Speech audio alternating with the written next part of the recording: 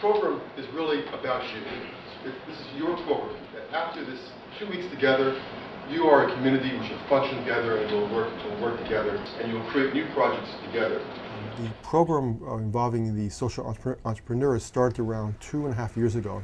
The decision of Ariane de Rothschild herself, and also the director Feroz Ladak, to look at what they've been traditionally doing, this is interfaith dialogue, and to say, what else can we do to try a new way of approaching this problem? So the innovation was to take this dialogue and then transport it to social entrepreneurship. This is entrepreneurs who are doing kind of good things for the world.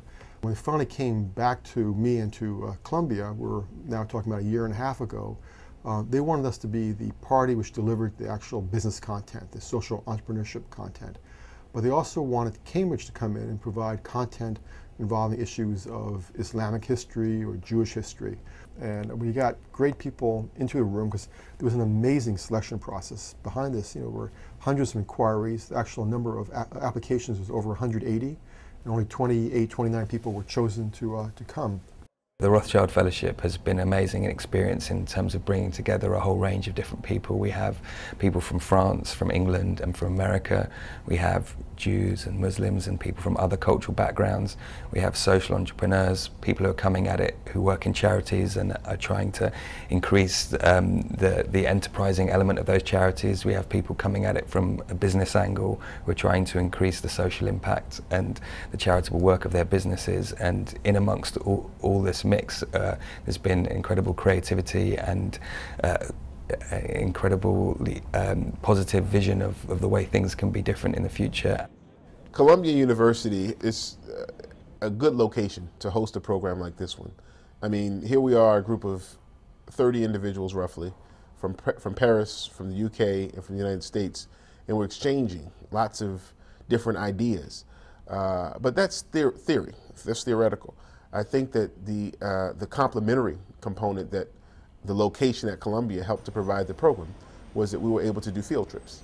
Being in New York City has been wonderful, not just for me, but for all the fellows, because it's such a diverse city. It's not a city that doesn't know Muslims and doesn't know Jews. The Muslim-Jewish piece of the program was very appealing to me because I have been doing work in interreligious dialogue for a number of years. It goes back to my time as an undergraduate at Columbia. And this was a wonderful opportunity to combine the dialogue piece with the actual promise of doing stuff together. And I think why this program is unique is that what brings these people into this room is not just that they're Jewish and Muslim. I think if it was just a Jewish-Muslim dialogue, I know I wouldn't be there. I know many others I've spoken to wouldn't be there.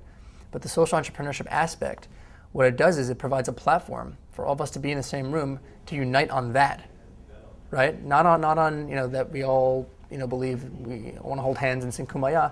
It's that this is an actual we have problems and we're trying to create innovative solutions to those problems using the market, using all these different what makes a social entrepreneur unique.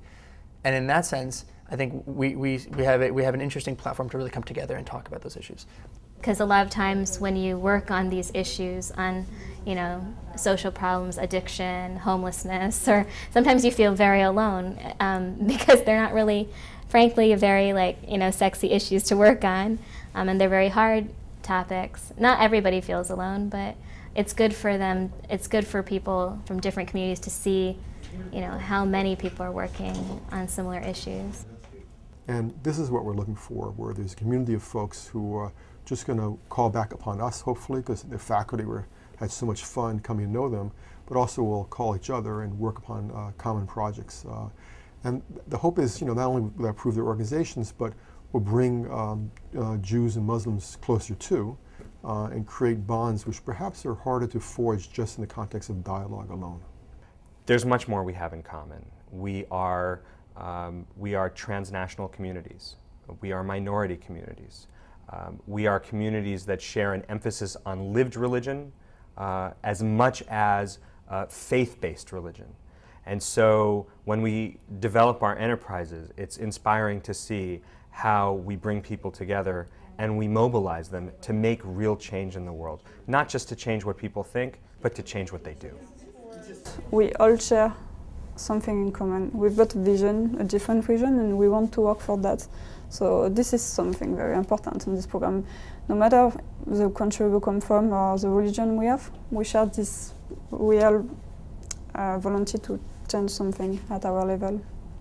So I'm really happy to be here. It is the end of a 2-week period. Started early every day and ended late. Packed schedule. But I think that for other people who are social entrepreneurs, interested in really changing the world, interested in engaging in activities that that really get at the human essence and what we're all really here for, I think that this is a good thing to be involved with.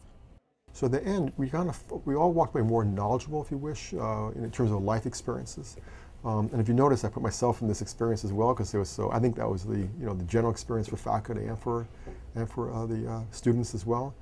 And then what you saw was the excitement of people who spent 2 intense weeks together, forming friendships, forming alliances, talking about ways to improve their organizations, to improve their businesses. So the real excitement is not only what happened in these 2 weeks, but going forward, how much energy is going to carry over and sustain this community over time.